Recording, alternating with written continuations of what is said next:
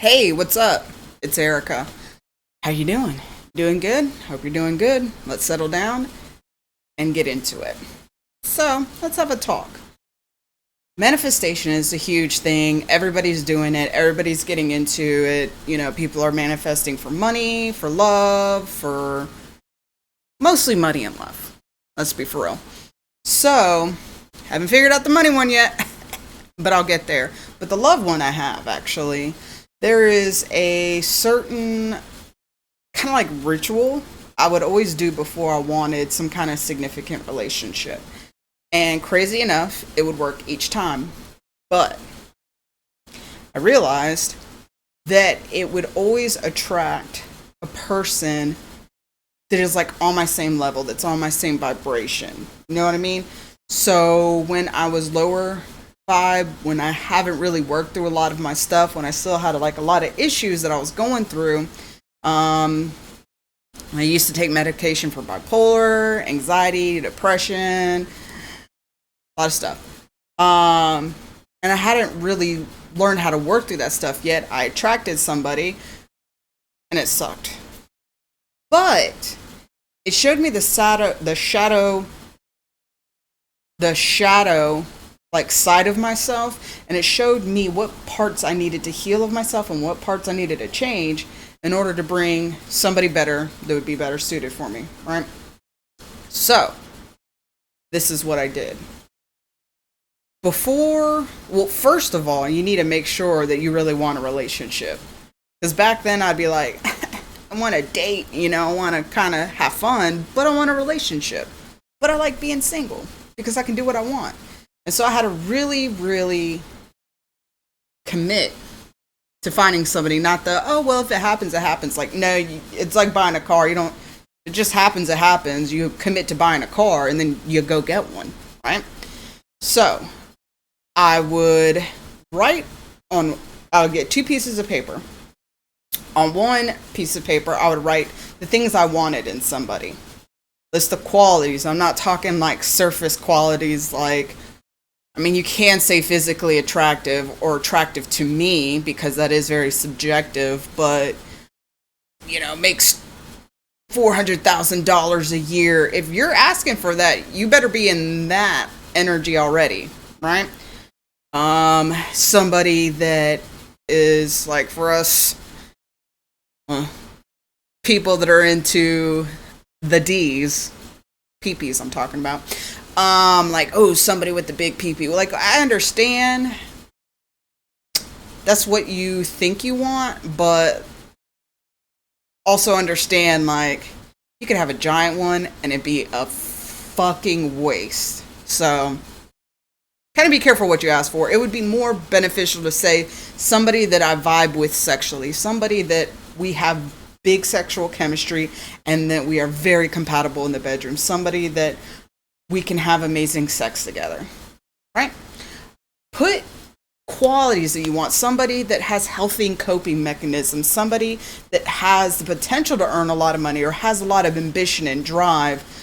Somebody that, if you're like me, I put non-smoker. I didn't like that. Certain things, has a big family or loves his mom. Those are really important things. So you don't want to just do like little surface things like, ooh, he kind of cool and, but he loves me or is affectionate. You got to be specific too, right? And these are things I learned too, is I would write vague things and I would get them in a guy, but in almost like a monkey's paw way, right? But it also didn't help that I was low vibe too. So it's like, the low vibe version, the knockoff version came to me, the wish.com. So then on another piece of paper, you put your non-negotiables, your absolutely not. So like you would put, has 20 children, doesn't have a car, that's your thing. Things that that you just can't look past, and you really got to do some soul searching too. Okay, so I used to do where like has to be 5'10" or above, has to be, even though I'm 5'5", has to be 5'10" or above because I will not date a short man. What if, hear me out, what if there are good guys out there that are below 5'10"? This is a weird thing that I've seen women like to do. I don't know about guys, but women really love being short and then saying they will only date a tall guy. No wonder why they're 45 and still single. Anyways, we're not going to go there. Like, funny story for me is that, so I was that person, I met somebody, they thought they were 5'10". They thought they were 5'10". I think they even, like, put it on their driver's license, 5'9" or 5'10" or whatever. When I met him, I was like, oh, no, you're not. Nope. Not that. But it got him in the door, and once I really got to learn his personality, I was like, okay, it really doesn't fucking matter. Like, if I would have stuck to my guns about you have to be a certain height, I would have missed out. I would have completely missed out. Same thing with money. Like, I put that he would be able to take care of me and my family if needed, and that he would be a contribution to the household, and that, you know, we wouldn't have to worry about money, right? Where when I met him, he wasn't making a lot of money, but he had a lot of skills. And through those skills he had, for some reason, nobody ever, like, gave him a little, like, hey, you could do this instead. And so while we were together, he pretty much doubled his income. Maybe even tripled, actually. Yeah. So, just saying, like, put what you want, but don't expect for it to be off the rip. Like, sometimes you gotta grow with somebody, right? Because we are not perfect the way we are. We are not a completed project. We are still growing ourselves. Everybody out there is, right? So just, like, keep an open mind, but put what you want and what you don't want. Okay, now that we got that out of the way, the next thing, which is going to make you look pretty fucking crazy, is start acting as if. And so, like, everybody talks about, like, visualizing and, like, thinking, like, imagine that you were already in that position, and which, yes, I agree with that. So, like, imagine you already having that love. You need to learn to cultivate that love inside of you, in your heart. So when you're thinking about your future spouse, that you feel that love, that unconditional love, and that person is giving it to you, and, you know, it is part of your relationship. Your relationship is that kind of love, right? And I will say, better learn to love yourself before you do this, because if you don't, it could end up a nightmare. That's my last relationship really showed me what happens when you don't know how to love yourself, when you really don't know how to love somebody else. You either overlove or underlove, right? You need to learn to love yourself first and to be secure in who you are, because that is what breeds a healthy relationship. Because for me, something that was very important was somebody that was independent, self-reliant, somebody that wouldn't depend on me for their happiness. Because that's super codependent, super toxic, been there, done that. I'm not doing it again, right? And so through learning what it meant to really love myself, the dating process became different. I became, I guess, wiser in picking somebody. I attracted different people. I'm not going to say you're always going to attract great people to come your way when you're doing this, but you'll kind of get a better selection. But then you got to tell the other ones, the other jabronis, no. You're still going to have to tell people no, right? Okay. So once you've written a list of what you want and what you don't want, you become very clear. Once you have really, you don't have to be perfect. We never will. But again, warning, you will attract somebody on your same level. So if you're dealing with a lot of, like, unhealed trauma, if you're dealing with a lot of issues, abandonment issues, rejection issues, self-worth issues, I'm telling you, it will manifest itself in the relationship, right? So it's really important to at least be aware of the issues you have and that you can work through them. And I'm not saying that you can't work through them with somebody. I'm just telling you it would be easier if you don't have to. And the guy that I'm with right now, I believe he's my soulmate, and I manifested him. And when we met, he was going through some issues of kind of self-worth.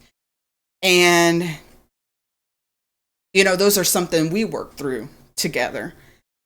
But I will tell you, like,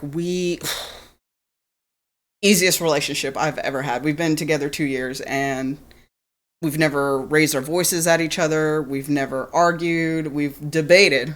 We've had conversations that weren't pretty, but we never lost the respect for each other. And that's, again, something else that's very important to put down and to also set this boundary within yourself, that no matter what uncomfortable situations will come, what uncomfortable conversations will come, that you will always handle it in a healthy way, right? That you're not going to lose your fucking temper, and they're not going to lose it, and you're not going to enable them to lose it. You know what I'm saying? You have to set boundaries.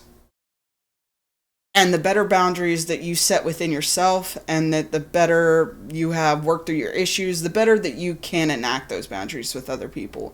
And if they cross those boundaries, then you're fucking done. On to the next one.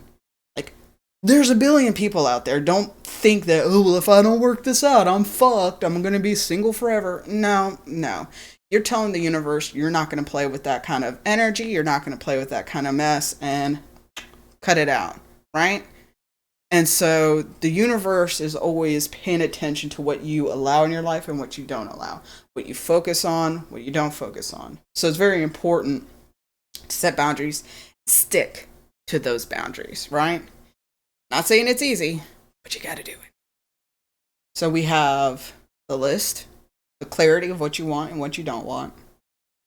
You have the awareness, at least, of the issues that you're working on, and you're learning to love yourself.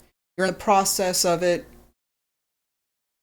at least, of learning what it really means to love yourself. And I'll probably make another video on that, because I used to hate when people are like, if you don't love yourself, how the hell are you going to love somebody else? And I used to think it was the stupidest, saying. I hated it. And then I realized, oh my God, they were onto something. That's so true. And I've realized it's so true. You will treat the people in your life to the capacity that you have for yourself. And there are people that are super loving and super generous and super kind, to the point where they put other people before them, and they're almost loving to a fault. This might trigger some of you. Okay? But you got to realize that's not loving yourself. That's still seeking validation and worth from other people.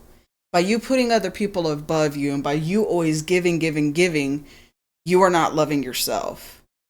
You are actually hoping that in return of all this nurturing and affection and, service and all these things, that they will in turn love you, and somehow that will, make everything right within you. And that is just as toxic as just being an emotional piece of shit. I mean, depends to varying degrees, right? Everything subjective. Anyways, but it is damaging. And when you do that, you're not going to be able to really put down boundaries. And people are now hear me out. People are going to treat you the way that you let them.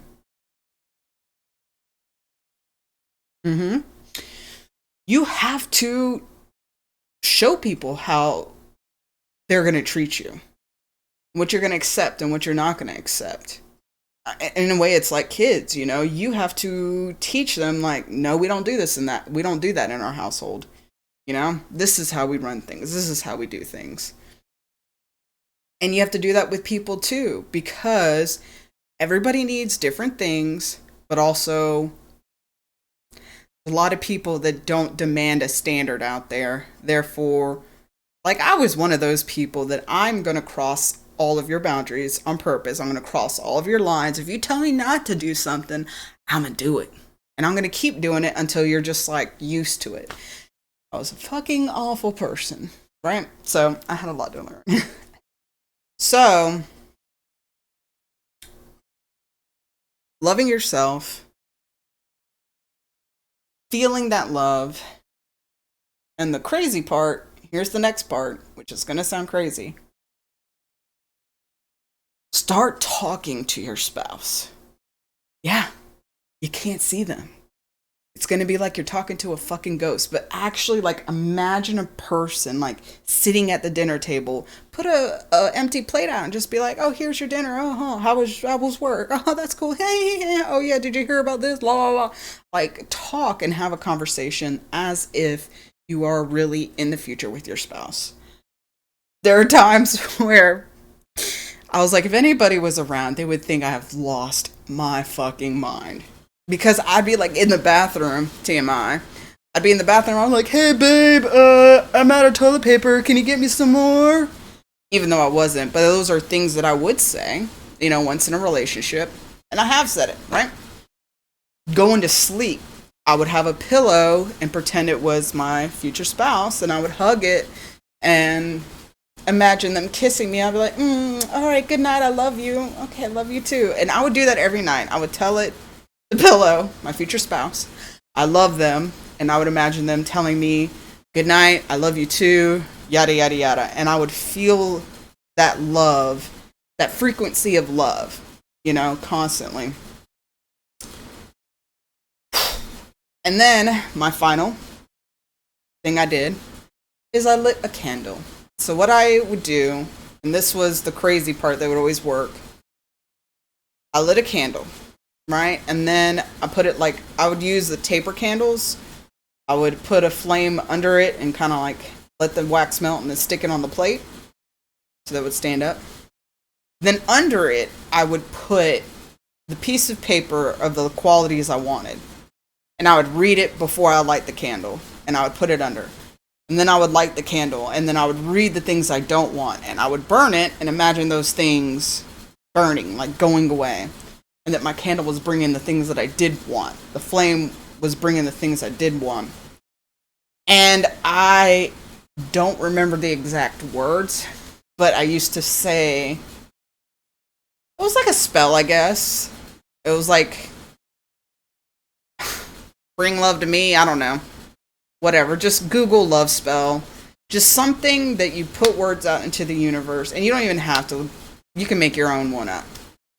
Put words into the atmosphere of exactly what you're trying to bring to you that is for your highest good and for the other person's highest good. And I'm telling you right now, do not try to manifest a specific person, because that is going outside of free will, and that's when things get real messy. I speak from experience. Don't do it. Just don't. Let the universe show you who's your match. Okay. Yeah. That's pretty much it. And just, look for signs. Look for signs. If you're really into, a spiritual path, look for signs, that the universe is leaving you of hey, give this person a chance. Because with the guy I'm with now, I think after a couple of weeks maybe, I was like, I don't want to do this anymore, because that's my thing. That was my thing. I would 1 month relationships. That was my expiration date. After 1 month, I don't want you anymore. I'm over it. So I would always look for stuff in guys, and I'm like, I don't like that. I don't like that, for a reason for me to leave and just go on to the next one. And I did that with this guy, and thankfully, he wasn't a piece of shit. Was like, fuck you. But that also showed me that wow, he takes rejection pretty well. He's not one of those guys that pretend to be nice, and then as soon as you reject them, they're like, fucking die, bitch, I hope your catches on fire. Crazy stuff. Yeah, those are fun. But try to break up with, or try to cut things off. And the next day he was just like, I genuinely hope you have a good morning. Don't want anything from you. I just wanted to say that. And the feeling that I felt in here, not in here, was like, what are you doing? And I was like, dude, I see the potential in him, but I feel like it's not exactly what I want. And Spirit had to be like, yo, you dumb bitch. Like, look, you wrote all those things. You didn't say that it has to be now, that they're already a perfect package now, because, like, you're in school, dude. Like, how do you expect for this guy to be Mr. Right when you're not Mrs. Right? Like, you're in school, you're working on yourself, you don't really have an income. Like, you are still learning to show affection and to let your guard down. Like, give him a chance. And I'm like, I don't want to, but sure. Because, like, I had to follow my intuition and my heart, where my head was like, fuck this. Like, because there were some issues with him in his past. But, like, who doesn't have a shitty past? If you don't, congratulations. But I had to really see through the physical and see the spiritual. And when I would see the spiritual in him, I'm like, oh my God, you're such a good person. Like, you have the best heart that I've ever met. Like, it's crazy, right? And, like, he treats me like a fucking queen. 2 years later, he treats me still like a fucking queen. And I couldn't ask for anybody better. Like, I really believe he's my best friend. He's my soulmate. Like, he is my ride or die. I know that I could depend on him for anything. And so what through this process, what I really learned is get out of your head. But don't, so people are like, you got to think with your heart, not your head.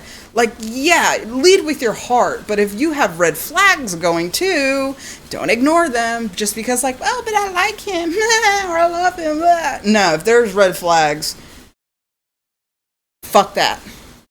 No. Relationships don't have to be hard. Again, easiest relationship I have ever had. Like, I had to kind of, like, we had talks where I was like, look, man, this is what I expect. Like, I like stuff a certain way. Like, please respect that. And it was easy for him to be like, okay, yeah. And I mean, there was a time where he was like, I don't know if I can do that. And I'm like, well, why not? And he was like, are you just telling me that you don't want to be with me? I'm like, no, motherfucker. I'm not trying to, like, break up with you. I'm literally telling you what I expect, what I need from you. Like, what do you need from me so we can make this work? Like, I'm not trying to make a passive-aggressive breakup. Don't do that, people. Which I used to do that too, but you live and you learn. That's really... Hopefully I can edit this video to make it kind of short. Because I feel like I just talked a lot of shit. But still things that I feel are important, that are pertinent. On this path to finding love, my bottom line is you really got to learn to love yourself. Because at the end of the day, like, you came in this life with yourself, right? You're leaving this life with yourself. You have to give yourself the things that you want emotionally, mentally, physically if you can, right? Because when we start looking for it in other people, now you're putting fate basically in somebody else's hands. And that you are playing Russian roulette, right? And I do believe, my boyfriend, and I do believe we will get married. He has shown me such an incredible love. And it's kind of hilarious because, like, both of our ex relationships, I was a shitbag to him, to my ex, which kind of deserved it. He was a shitbag to his ex, right? And so it's interesting that when you find the right person, everything just fucking works. You don't have to, like, oh, gotta stop fucking running the streets, or oh, I gotta stop spending money on shit I shouldn't. Like, I don't know. I know, and I believe that for me, I love myself so much that I was able to find somebody that matches that. He shows me the love that I show myself. And I can't speak for him. I don't know if he loves himself on that level. But I try to show him love to the best of my ability. Something I'm still working on. But we have a great understanding of each other, and we talk about things. And that's number one, man. Communication. Healthy and effective communication and active listening. Don't just talk. Fucking listen, too. You know, and tell your partner that you appreciate them. That goes a long way. So, and I'll probably do a video on, like, relationship stuff, too. Just because, fuck, I have learned a lot. I've done a lot of wrong things, and I've also learned what works for me and what works when I'm with somebody. So I guess that's it for now. Stay tuned for other videos. I don't think I'm going to do divination anymore. It just takes a lot out of me. It's very interesting. But I do enjoy using my abilities to, like, help people in their lives. Like, kind of like coaching in a way. I don't know. I'm going to figure out a way to to mesh my abilities with my passion on this channel. And then we're going to have weird, crazy stuff too on here too. Weird stories. Because I like telling stories. So, I hope you enjoyed. And I hope it helped. And let me know if you guys try my method. Right? Writing a list of do's and don'ts. Working on yourself in the meantime. Raising your vibration, really. That's raising your vibration. Becoming very aware of the people you choose, because we do have a tendency to choose out of patterns because of our unhealed wounds. Listening to your intuition, listening to your gut, listening to what spirit says and not what you want, because something may look good, but usually they're train wrecks. Having your heart open to what the universe wants for you. You might want a 6'5" or 6'10" basketball player, and they're like, you know, this 5'8" realtor might be better for you. Just saying. Keep an open mind. And, you know, just make sure you also say, there are a lot of good people out there, and I'm going to find me one to marry. Or I'm going to find one to be with. It's another thing. Don't speak over yourself that men ain't shit, or women ain't shit, or whatever ain't shit. Don't do that, because that's what you're going to find. Shit. So that's something I constantly spoke over myself before I met Michael, was there are a lot of good men out there, and I'm going to have me one. There are a lot of men that will love me like they love their mother. Tip or a hint, see how he treats his mother. It's a huge indication how he's going to treat you, if you're not a shitbag yourself. Or if you're trying, right? Yeah, so try those things, and, you know, just really believe that the universe is working for you and not against you. Everything is for your highest good. If you go out with somebody and 2 months later you realize they're not for you, or they think they're not for you, dude, all that is just showing you need to learn the lesson from there. Like, really sit down and say, what can I learn from this?